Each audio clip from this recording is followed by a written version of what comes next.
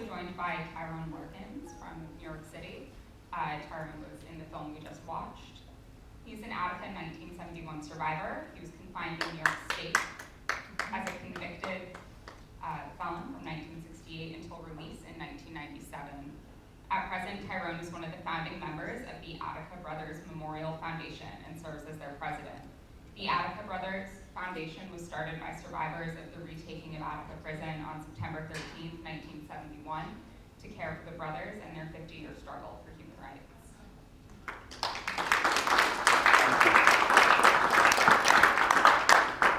And documentary filmmaker Stanley Nelson, considered the foremost chronicler of African-American experience working in nonfiction filmmaking today. His documentary films are stunning and compelling narratives with rich and deeply researched historical detail. He is a MacArthur Genius Fellow, has received numerous honors over the course of his career, including in 2013, President Barack Obama awarding him the National Medal in the Humanities. Thank you, Stanley, for being with us this evening.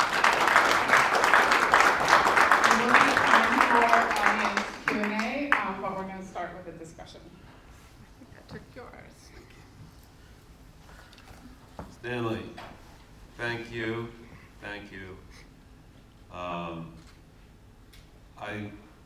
We're about the same age. We were in college when Attica happened, and I remember hearing that people were shot in the prison, and I remember never hearing anything else about it ever again. And so it became kind of a black hole in my consciousness, and I think in yours too. So what triggered you then to try to open it up and find out what really happened? Well, I think, one of the things I thought about doing for a long time was trying to make a film about prisons and the prison system and incarcerated people. And, we didn't want it to be a film about one person. You've seen the films about people unjustly incarcerated, and you end up saying, oh, well, it's really too bad. What happened to that one guy? And it doesn't condemn the whole system. I had thought a lot about, over the 30 years or so, about making a film on Attica. And I think somewhere around 4 years ago, I realized that, the brothers who were incarcerated in Attica were getting a little older, and it was like kind of the best last chance to make the movie, to talk to people. And so that's kind of, how it started. We knew that there was some footage of Attica. We had no idea that there was the amount of footage that ended up here on the screen. That's amazing. Tyrone, when did you first see the film? How recently did you see it? I seen the film at In the mic. I'm sorry. I seen the film at a private showing at the Lincoln Center Theater, I believe it was, 2.5 years ago. Yes. One of the things that we wanted to do was to have a screening of the film for the people who were involved in Attica, the Attica brothers, but also the reporters, the observer committee people, the lawyers, anybody that was involved. We wanted to give them a chance to see the film before it went out there to the world. And when you saw it, what was the effect of that on you? It had a gross effect on me, but I've learned to move on. The ironic part about it is that after Attica, going through that in the yard was one thing. Surviving prison was altogether different. I did 29 years. Wow. Straight time. From 1968 to 1997, I was confined. So when I look back at those events that happened, and as it was, I was shot, I was left for dead, but I survived it. And I don't live in 1990 and 1971. Today, I live in 2023. Life goes on. Stanley, when you think about the blackout of information that was so complete for so long, and I think you said a lot of the footage came from news organizations. May I have your attention, please? The library is closing in 15 minutes. Okay. If you have any items you wish to check out, please bring them to the circulation desk now. The library will be open tomorrow from 10 a.m. to 6 p.m. Thank you and have a good evening. It's gonna be in In Spanish. Spanish, yeah. Su atención, por favor. La biblioteca cerrará en 15 minutos. Si tiene material para llevar a casa, por favor llévalo al escritorio de circulación ahora. La biblioteca abrirá mañana a las 10 de la mañana hasta las 6 de la tarde. Gracias y que tengan una buena noche. Gracias, señora. Okay. So Stanley, when you think of the amount of blackout that followed it, and yes, there were the trials, there were the civil damages that were awarded, but the state had at the beginning a huge repression of information machinery around this. So when you were making the film, did you brush up against any friction about that, or was it just the footage was sitting there waiting for you to come along? Kind of a little bit of both. All the black and white footage was shot actually by Attica, by the guards at Attica. They had a kind of a rudimentary home video camera. I don't know if people are old enough to remember the Portapack, the Sony Portapack. And they shot it. And you know, New York State, when we asked them for the footage, we kept asking them, and then finally they just said, okay, here. You know, and it was kind of like, here, and don't ask us anything again. You know, we called them back and said, okay, do you have a better resolution copy? No. We told you here. You know, can you explain what this is? No. You know, you here. So they were like that. I think one of the biggest things for us, frankly, is that the whole film was made during COVID. So we were shooting in April of 2020. We were going to do our first shoot, and then COVID struck, and so we had, you know, a lot of those interviews are you know, with COVID protocols. We'd have to come in and mop up the place. You know, you remember this, mop up the place the day before. Sometimes we would be in another room, and they would actually be talking to a laptop in the interviews because of COVID. And so many of the archives were closed. So like if ABC, NBC, CBS, they all have separate archives, but you know, they have to run the station, right? So ABC News has to keep putting the news on. So what can they close? You know, what can they close down during COVID? Their archive. So their archive was just closed. Like no, you know, I mean, literally they just wouldn't answer the phone for like a year and a half. So we had to learn how to navigate through that, and that was really complicated. Will you talk about race for a minute? Sure. So there were some white inmates. There was. There was certainly plenty of white victims Yes. of the assault. Yes. And yet, toward the end of the film, and I'm watching Governor Rockefeller speak to President Nixon, and Nixon say, well, were they blacks? And Rockefeller said, yeah. Nixon said, yeah, okay. I just wondered, what if Rockefeller said, no, they're mostly white? I mean, what would have, there was something about the way that conversation went that confirmed it as a kind of a large white on black crime, but again, it was more complicated than that because there were a lot of white victims. Well, I mean, I think one thing that I always think is, you know, I mean, that's the President of the United States. So, you know, you not only see, you know, the guards who are, you know, basically, you know, very, you know, lower rung or poor, you know, white folks from up in Attica, you know, yelling white power, white power, white power. But also, you know, the President of the United States in his own way is yelling white power, white power, white I mean, it's the President of the United States. So, you know, those conversations, you know, luckily, you know, Nixon recorded everything.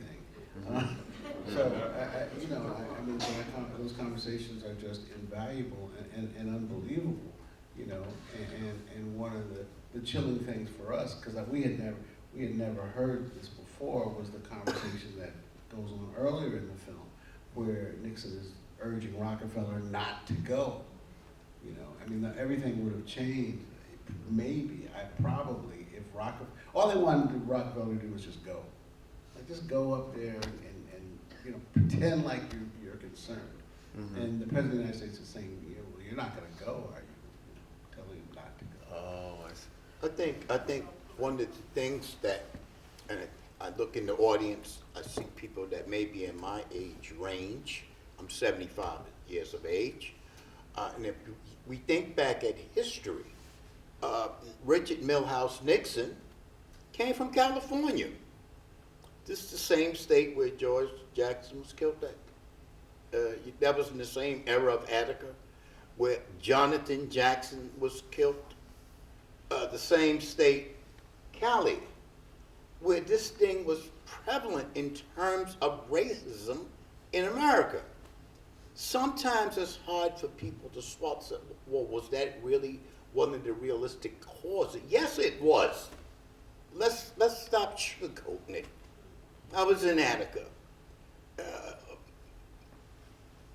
My captors or my prison guards was all white. Now, I understand they had a job. I understand this was the only industry in town. But also, this was a place where they're allowed to perpetuate that attitude of racism in New York State. So, you know, when you say let's talk race, well, yeah, let's really visit that. Because there's an untold history about that in America. And I think in 2023, with all that we've been through, during the pandemic, with the guy that got his neck broken in Minnesota by the police, we have to examine who we are as human beings, less more as Americans. You know, short story. When I went into prison, and I make no excuses what I went into prison before, because that's in my rear view. I was told I was a lumpen proletarian. I said, what is a lumpen proletarian? What is all that? The intellectual elite prisoners that looked like me broke it down and started explaining it to me, and explained the rage, the internal rage I had behind the unjust court system. That stayed with me. It's 2023. That's why I said in the opening, I live in 1971. That's a historical fact that I live in 2023, but I see history starting to regurgitate itself. Stanley, could you talk about this film in the context of some of your other films that are equally gigantic in terms of shining a light on our history? I'm thinking particularly of the one of the Freedom Riders, Summer, and you've done so many others. But in each of them, you're kind of pushing the narrative, opening the box, and so forth. How does this film, in your view, fit in the context of your other films? And how does it fit into the context of what you see us going through as a society today? You know, it's a fascinating question. I mean, I as a filmmaker, I mean, I don't think about, you know, my film, you know, I don't think about these films as a kind of continuous thing for me. You know, I don't think, well, you know, how does Attica fit in with my other films? You know, I mean, is it good? So I mean, I think that they're all, you know, different incredible stories.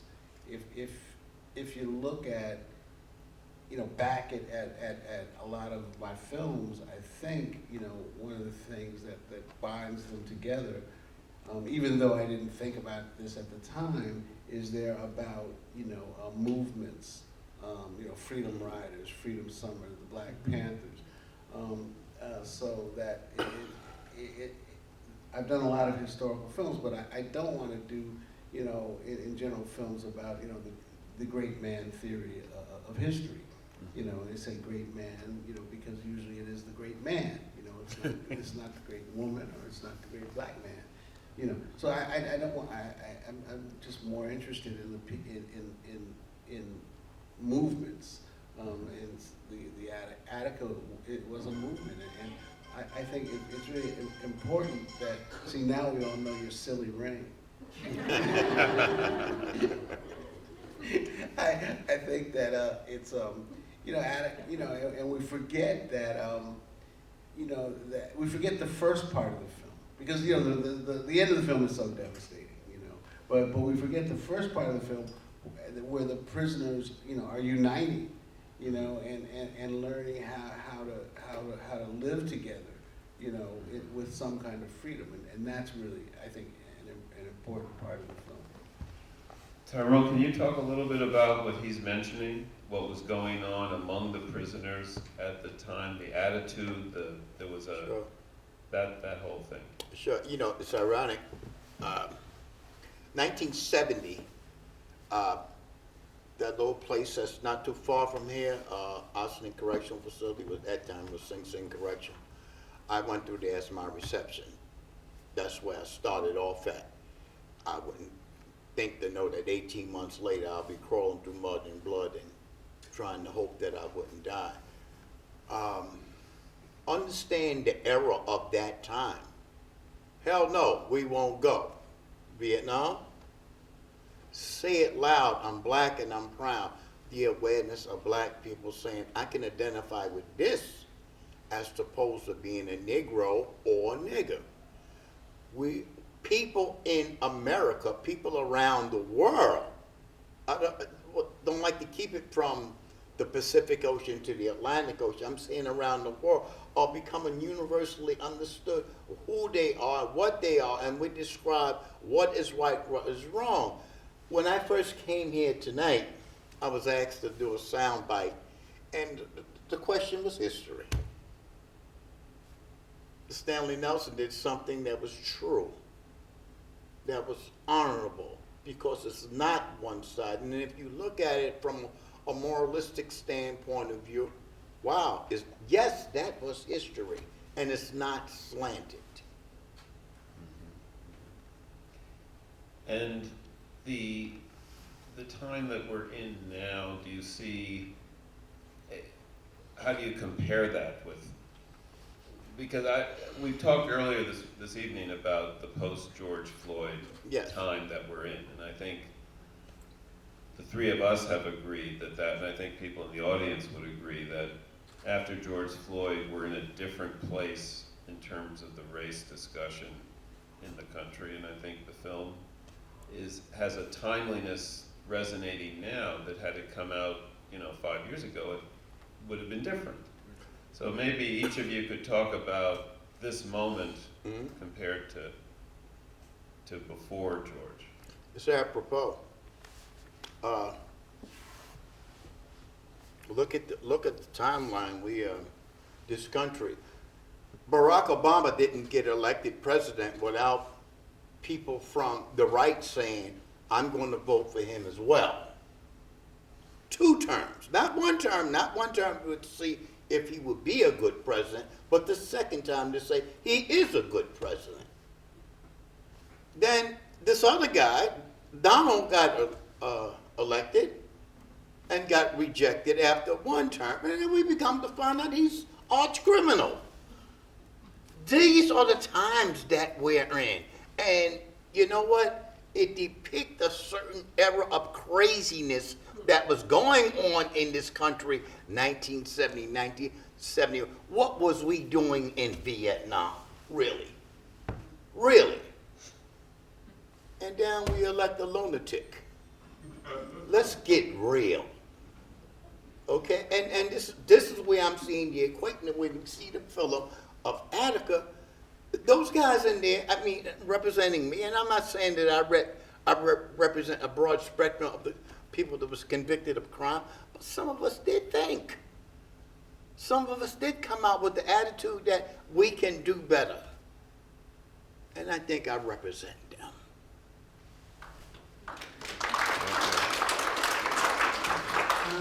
I mean, I think that one of the things that's happening right now is that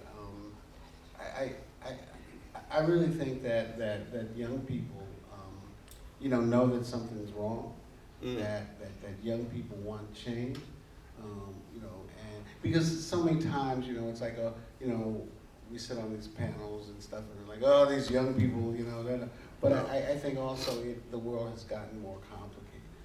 We wanted the war in Vietnam to end, bam. We wanted to be, civil rights, bam. We wanted to be able to vote, bam. We wanted women to get more rights, bam. It's just so much more complicated at this point. And we know that something's wrong, but we kind of, as a collective, we're confused about what to do about it. And I think that's the one we're living in at the moment. But I do agree with Tyrone. If you look at this country right now, it's very sad. You can't figure out like what is going on. So.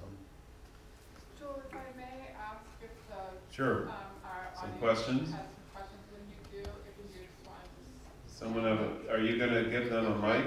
We have to You- borrow one of yours. Okay. Thank you so Take the much, mic. Tyrone. You're welcome. There's a question in the front here. There's a question, right? Oh, sorry. We're gonna use one. So the footage to me with showing the aftermath and the horror of, that was filmed by people at Attica? That was the footage that you received from the people there that filmed all that horror?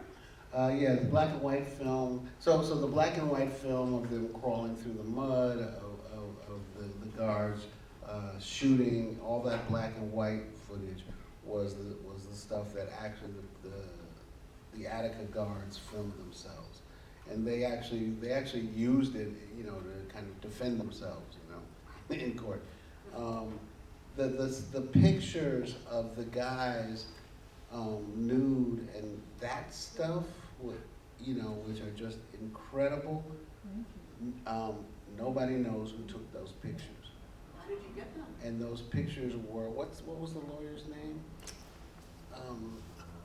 That her archive is at Duke. Liz Fink?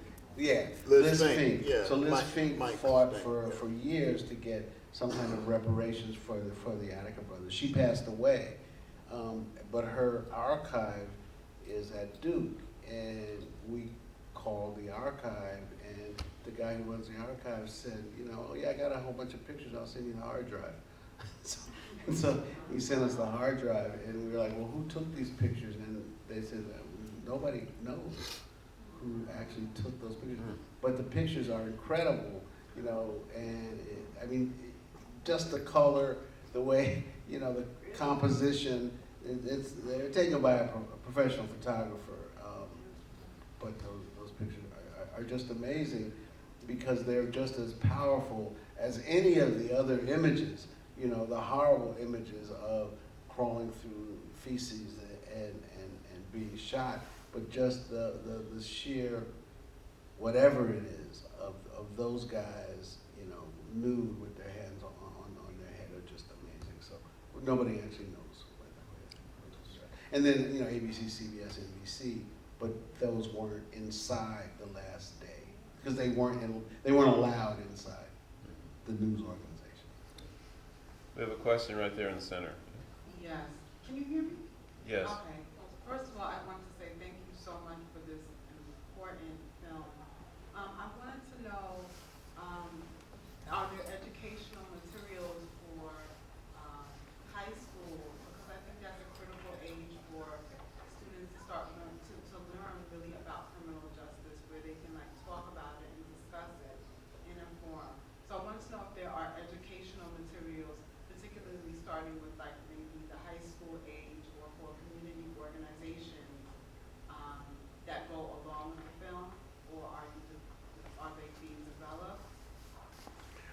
So yeah, the film came out almost exactly 2 years ago. I don't think there are educational materials. It's a different day because the film was made for Showtime. And, we've done a number of films for PBS where you do educational materials and all those kind of things. This is a different day. The good news is it's on Showtime, and you can all tell anybody you know that it's on Showtime, and they can go press a button tonight and watch the film. The bad news is, kind of the audience, the impact, what they call impact, the audience engagement that would go with PBS is not there anymore. And we don't own the film. Showtime owns the film at this point. Okay. I also want you to ask about other films. Our latest film is on Hulu, and it's called Sound of the Police, and it's about the historic, fraught relationship between African Americans and the police, and it just came out in August. So. Do we have time for another one? Yeah, question? And again, thank you all for, I don't even know for what, for all of this. I really honor you for your work with this area. I was really struck by of course, the racist comments from Nixon are not surprising, and his war on drugs being embedded in that time. And when you look at the population that was in Attica that suffered through all of this, you know that many of those men didn't really do much to end up there. I don't know who they were or how many, but there's probably a bunch of people that were inappropriately incarcerated. And I think now about that still happening. And there was a recent very brutal lockdown at Greenhaven prison, which is not too far from here, just in the last few weeks. And it wasn't that version of brutality, but it was still pretty horrific. I don't even know what my question is in this. I'd love to hear your reaction to that issue of the mass incarceration of people of color and whether we think that's at all getting better these days, and what kind of advocacy can people engage in to help address that issue? There's Microphone. okay, I'm sorry. There is advocacy. And let me take you on a historical journey. In 1971, there was roughly 12,000 people locked up in New York State. It was 5 prisons and 5 reformatories. Now they're all correctional facilities, max, medium, yada, yada, yada. The population exploded after Attica. What are people in prison for? Some are in prison because they're in jail for doing some terrible things. You have people in prison today who did nothing. Let's look at what's happening in the Innocent Project in Brooklyn, Queens, Manhattan, the Bronx. It's coming out slowly but surely. But on the same token, I would like to talk about how do we better people in prison that want to come out and do better. Those opportunities are dwindling. Fortunately and unfortunately, it's an oxymoron. I had the opportunity to get a college education while I was locked up. I did. I took advantage of it. Came out, decided to get a good job, decided I didn't want the streets no more. It's not happening no more. It's happening in the microcosm, but it's not actually promoted. Prison is going back to the dark ages, what we consider we don't care no more, and it's a job for others. Do we have time for another one? Yeah. Yeah, there's time for one more. Sorry, maybe two more and then. Mr. Nelson, I'd like to thank you for the film. I very much like that you showed the humanity of some of the prisoners, because that's something that people don't get to see. And if you've never been in a prison, you tend not to know that.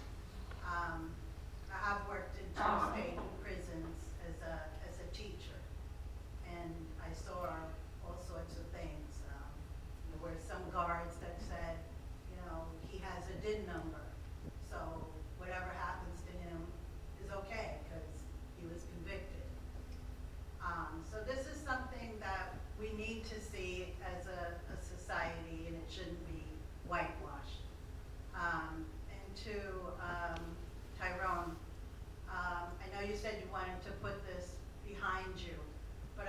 wondering, since you were in Attica for so long, were there any significant reforms that were made to better things for the population many years later? Yes, a whole lot. I walked out of prison a full man. And what I'm saying, no kodos,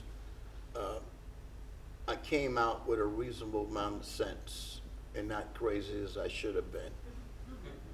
I survived that, and I thank my God for that.